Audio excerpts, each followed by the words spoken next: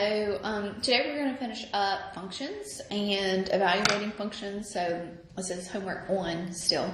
So I've got 2 questions that I want you to work through from what we did yesterday.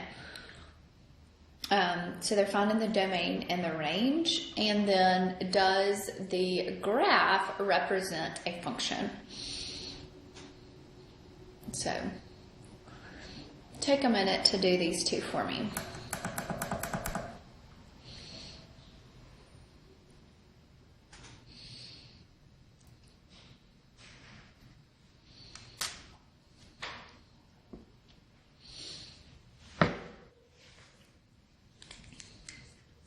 Okay, so remember your domain is the x values. So the domain here for the graph, it's continuing to go in the positive infinity x value direction, and it is stopping at the x value of a 0. So the domain is going to be from 0 to positive infinity. Okay. And the range, remember, I like to turn my graph over and look at the range. So these are, so this is, I'm going to change this up a little bit. So that's negative infinity to positive infinity.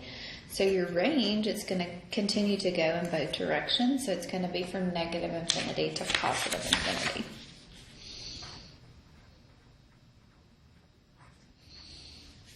Okay. Does this graph represent a function? And how we tell that is we draw a vertical line. It touches the graph twice, so no. Does not represent a function.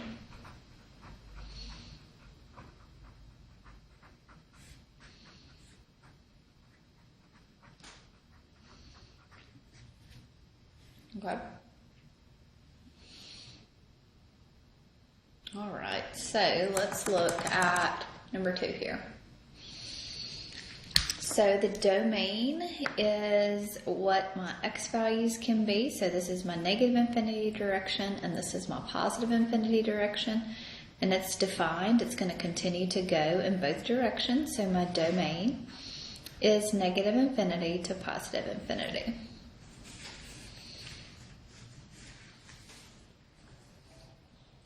And then my range is what my y values can be. So it has a stopping point at y, but it's going to continue to go in the positive y direction. So that's a negative 1, 2, 3, 4, 5. So it's got a negative 5 stopping point, but it's going to continue to go in the positive infinity direction. So the range here will be from negative 5 to positive infinity. And then, does this represent a function? Draw your vertical line, and then this one would be a yes. Okay. All right. So today we're going to finish up. This is homework 1, so we're going to finish that up. And we're going to talk about functions, okay? Explicit functions and implicit functions, or equations, actually. So,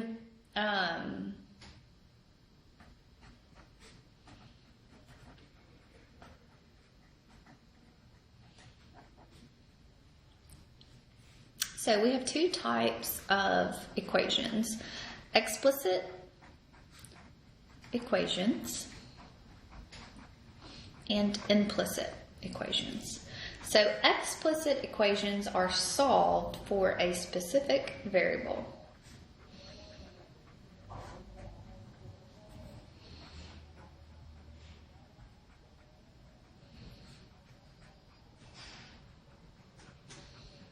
All right, so what that means is that we have isolated some variable. So there's an explicit equation.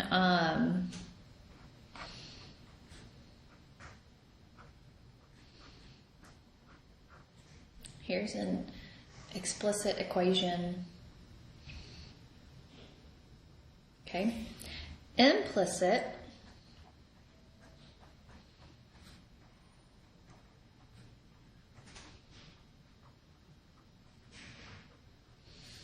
are not solved for a specific variable.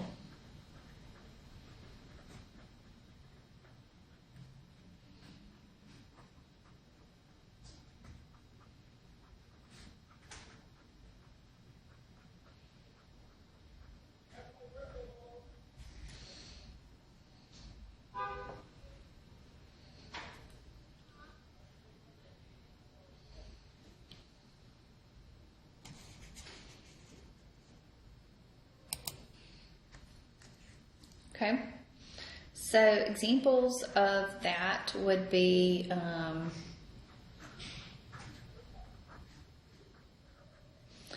x times y equals, or plus 5 is equal to a 12. X squared plus y squared equals a 25. It's an example of an implicit equation where it's not solved for, where one variable is not isolated. Okay. So I want to write each equation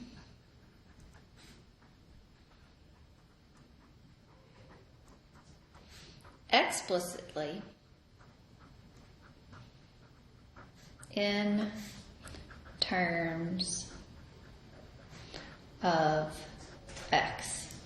So explicitly in terms of x means that we want to solve and isolate the variable, one of the variables, but that means I want x to be on one of the sides all by itself, like all together. I want all the x's on one side. So I want to solve explicitly. So basically I want to solve for y if I had to solve these equations. Okay?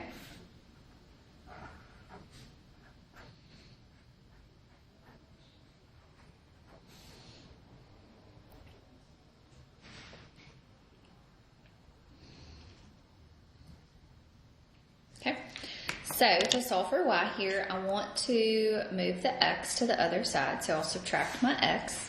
So I'm going to have a negative 4y is equal to a negative x plus a 20. And then I'm going to divide both sides by a negative 4.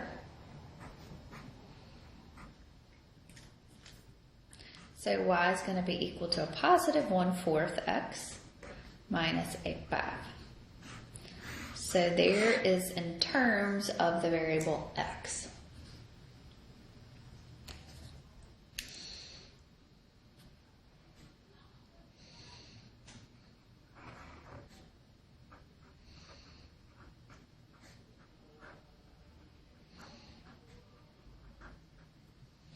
So put it in terms of x. So you want all the x's on one side.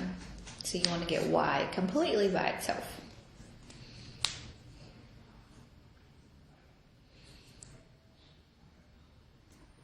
Okay, so subtract your 1/2 x. So, or let's switch and make this 1/2 x. Move the 7, so we'll subtract 7. And then move this negative 1/3 to the opposite side. So it'll be the cube root of y. So to get rid of that radical, we are going to cube both sides here. So we will have 1/2 x minus a 7 raised to the 3rd power will be equal to a y. So there we go. So this is in terms of x here. All right, let's do one more.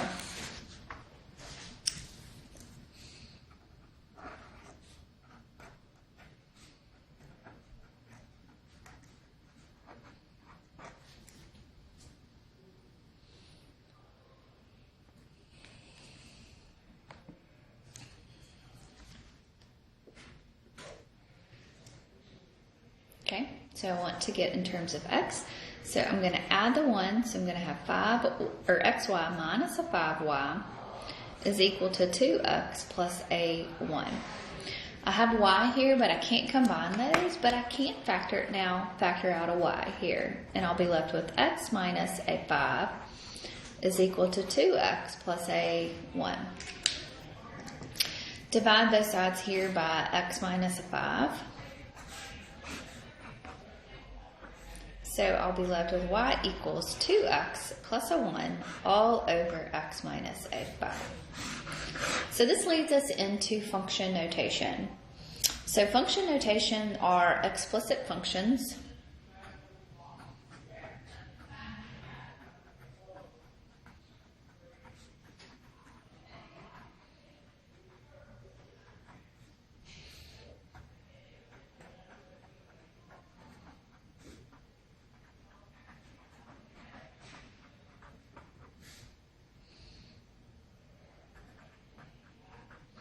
With f of x. So it's a function of the variable x is what we write. So if we had y equals 2x plus 1 over x minus 5, this is the equation form.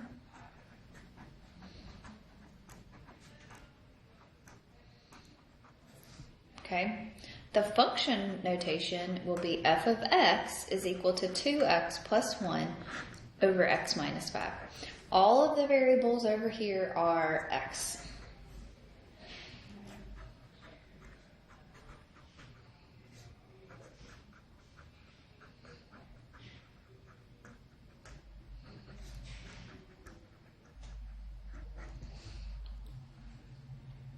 Okay.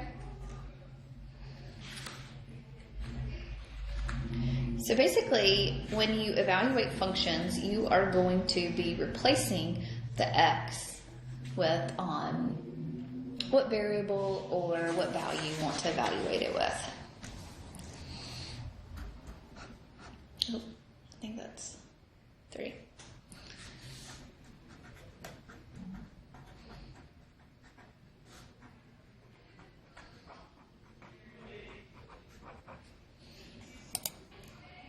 Okay, so evaluate functions, I like to say, you are what you eat.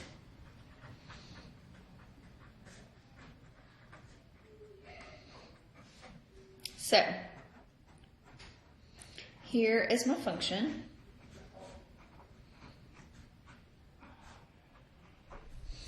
And I want to evaluate f of negative 5.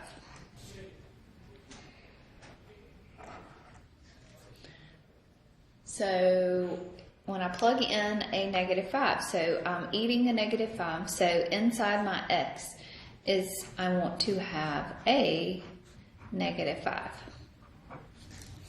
So I'm plugging it in for my x here. So negative 5 squared is a positive 25, negative 6 times negative 5 is a positive 30. So that's 55 plus a 5, which is a 60. So f of negative 5 is going to be 60.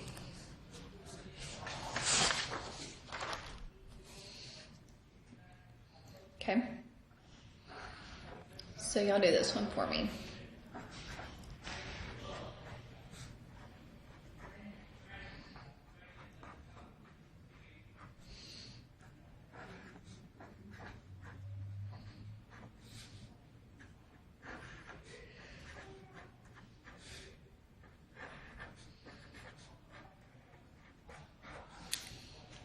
Okay, so here is my function, 2x squared minus 7x plus a 4.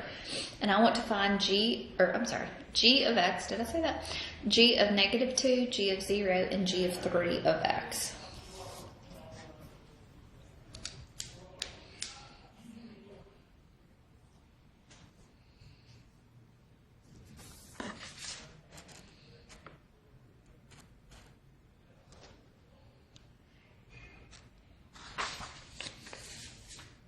Okay, so g of negative 2 means that everywhere I see a x, I'm going to plug in a negative 2. Okay, so negative 2 squared is a 4. 4 times 2 is an 8. Negative 7 times a negative 2 is a positive 14 plus a 4. So 18 plus an 8 is a 26. So, oops, g of negative 2 is going to be equal to a 26. G of 0, everywhere I see a x, I'm plugging in a 0.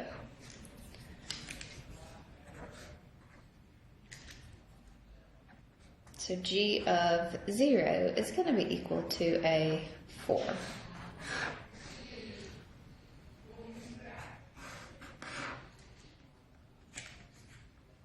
What about G of 3x? So everywhere you see a x, instead of an x, you're plugging in a 3x. So 3x squared is a 9x squared.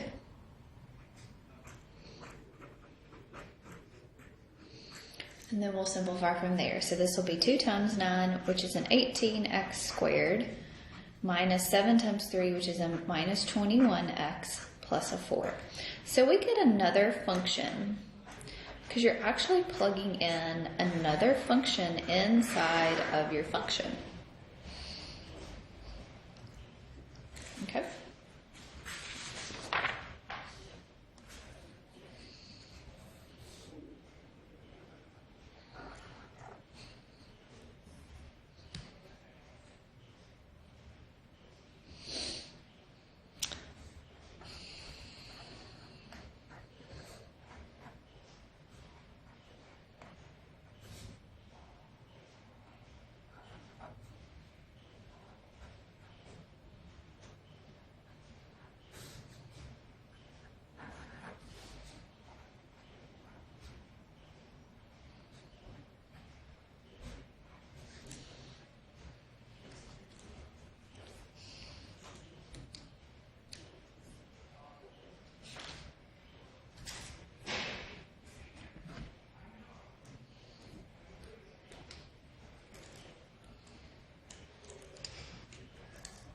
Okay, so everywhere I see an x, I'm going to plug in a negative 1.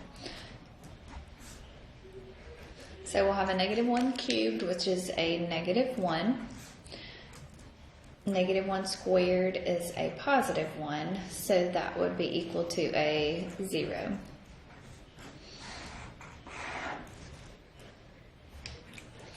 All right. For 3x squared, so you're plugging in a 3x squared everywhere you see a x.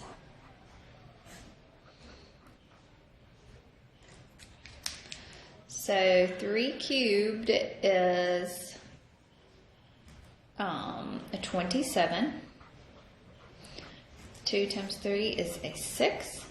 3 squared is a 9, and x to the 4th power.